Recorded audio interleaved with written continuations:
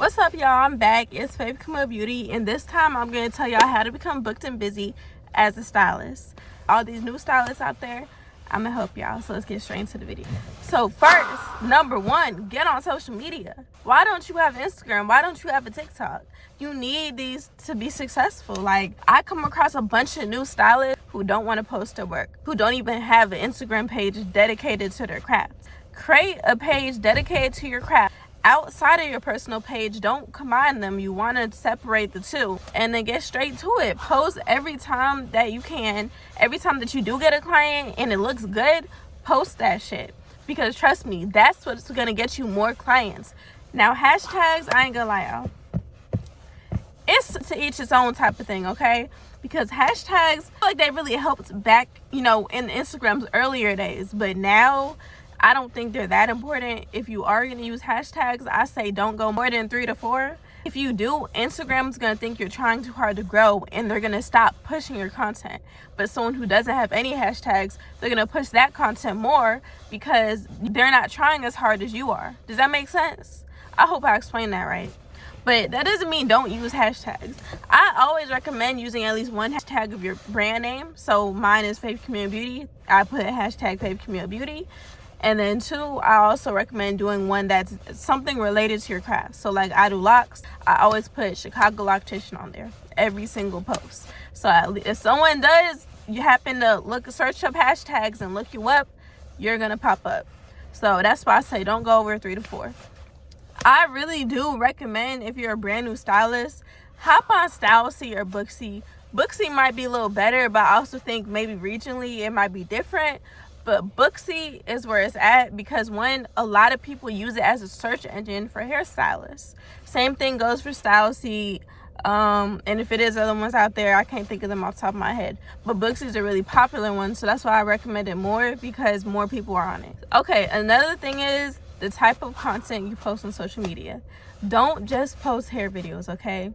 It's social media. At the end of the day, you still gotta be funny. You still gotta be entertaining. You still gotta be able to engage people in your videos. If you're doing a voiceover, don't sit there and just lamely talk about what you're doing and describing it. No, make it funny. Add some tonality to it or something, kind of like how B. Simone has that B. Simone voice. Something different that's gonna make people engaged and really want to watch your content. Because one, at the end of the day, the more times they watch it, the more Instagram pushes it. And that's the more reach you're getting to get new clientele, sell more products, or whatever you're trying to do. So really think about what you're posting. It's not just about posting hair videos.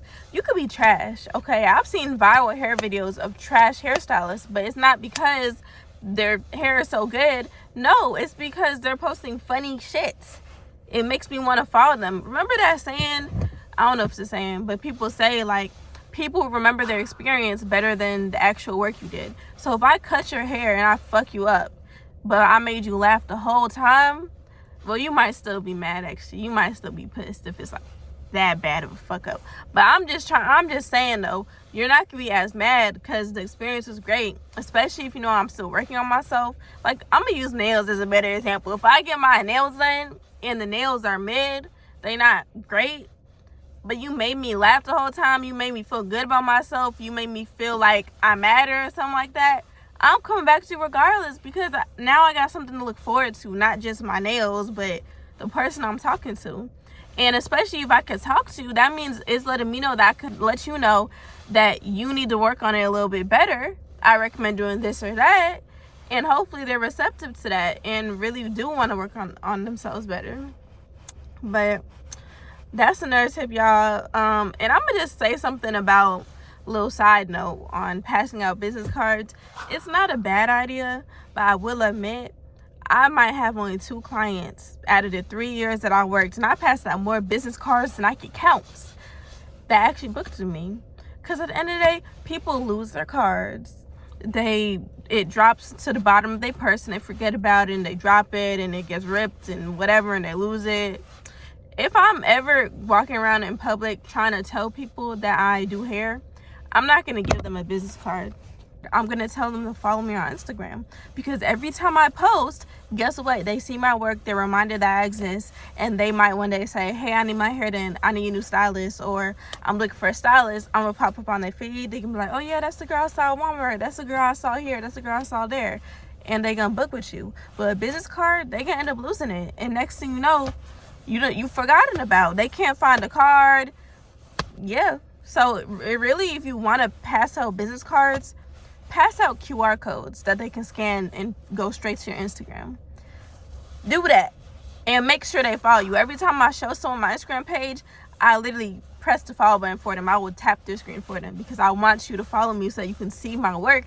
Every time I post, you're reminded that I exist. That matters, okay? At the end of the day, the most popular app for building clientele right now is TikTok.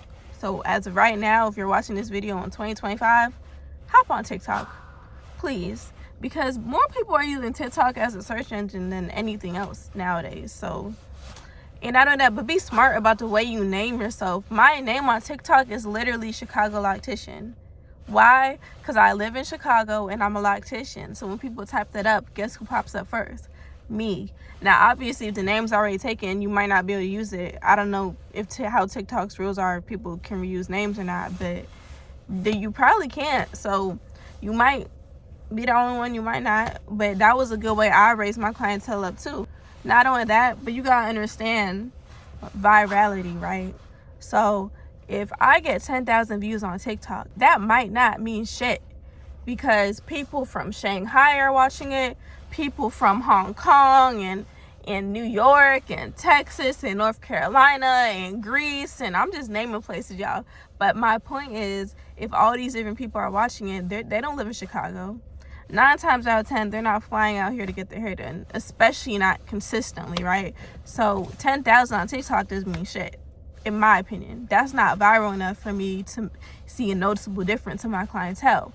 But 10,000 on Facebook, oh, that makes a difference. Because 9 times out of 10, if you're getting 10,000 views on Facebook, guess who's watching that? People in Chicago. That's 10,000 Chicago people that just saw your post. Now you got all them people trying to get their hair done by you. But on TikTok, all these people in North Carolina watching your stuff, they ain't gonna do shit. They all the way in North Carolina. You see what I'm saying? So know what apps are for what things. I post on TikTok because TikTok is a huge search engine for things nowadays. So if people are looking up locticians, they're gonna go to TikTok first than anywhere else. I use Facebook because I know that's how I'm gonna get people locally. Because locally, a lot of people in Chicago use that app. It's easier to get a local audience off of that app than how it would off TikTok, because how the algorithms are different, right? Same thing with Instagram. I have better luck getting reach from local people than I am from anywhere else. So pick your battles, honestly. And you also gotta know the difference between posts and reels. When it comes to Instagram is trying to push their reels because they're trying to replicate TikTok. So you know what that means? That means that you need to start posting reels. You can still make posts and post on your story and whatnot, but reels is what they're gonna push more. That they're gonna give you more reach with a reel. I recommend really doing that. I would just say be more professional. You know, Instagram stylists get a bad rep nowadays, and I really feel like if you don't want to be put into that same category as those stylists, you gotta set it apart from them, right? So most of those Instagram stylists use Acuity. I use Acuity, so I'm also a part of that. But my Acuity is embedded in my Shopify website. A lot of stylists don't have a website. A lot of stylists don't have an about page, a get to know me, a blog, a testimonies, reviews. That's why it's great actually having a website, because I can give a more professional image. I can introduce myself. I can put tips and tricks on there. I can sell my products on there. I can do a lot on there, so people are able to scroll and really decide if this is the best person to book with. Not only that, but you gotta market to different demographics. The biggest struggle I had as a starting out stylist is that when I did get older people in my chair, a lot of them don't know how to use booking apps. They don't know what Acuity is. They don't know what click the link in my bio to book an appointment is. They don't have Instagram. So how are they gonna book appointments if they don't have Instagram? They don't know how to work it, and they struggle with that. I either they book through text, or I can give them my website, which older people do know how to use. Book on the website. Now it's easier for them, right? A lot of people don't use social media. A lot of people don't use Instagram. And a lot of people just don't know how to work technology. So tell them, hey, follow me at faith.camille.com. You can book on there. You can do everything you need on there. That's easier. It helps me get an older demographic of people in my clientele, because now I can easily market to them. You know, because at the end of the day, I was saying TikTok is a huge search engine. Older people aren't going on TikTok to type in, where do I find a silk press in Chicago at? I mean, some of them might. I ain't gonna say all of them may. But some of them are gonna go to Google first, because it's Google. And that's what people use as a search engine, majority of people, before TikTok was around, so, or Instagram. So if you want to pop up on Google too, honestly, so people type in, hey, silk presses in Chicago, you're the first person that pops up. Just more professional, helps you get more reach than you might realize, honestly. I ain't gonna lie, y'all, I used multiple booking apps at a time. I had Booksy, Acuity, I had Styleseat. I used them all at the same time, because I mean, at the end of the day, Styleseat and Booksy help you get clients, and Acuity was the main one I really wanted to use anyway. So Styleseat has a free plan, and that's what I use. Booksy, I think they just had a free trial, and that's when I stopped using it. But I got on multiple apps. When I got rid of Booksy, I ended up getting the cut. You know, I try out different apps too, just to try it out. But nah, I did that because some people don't go to Instagram or whatever, like I said, to search for hairstylists. They go on Booksy, they go on Styleseat. So that way I can get that demographic of people as well, because that is a demographic of people, honestly. And they are usually a little bit older too.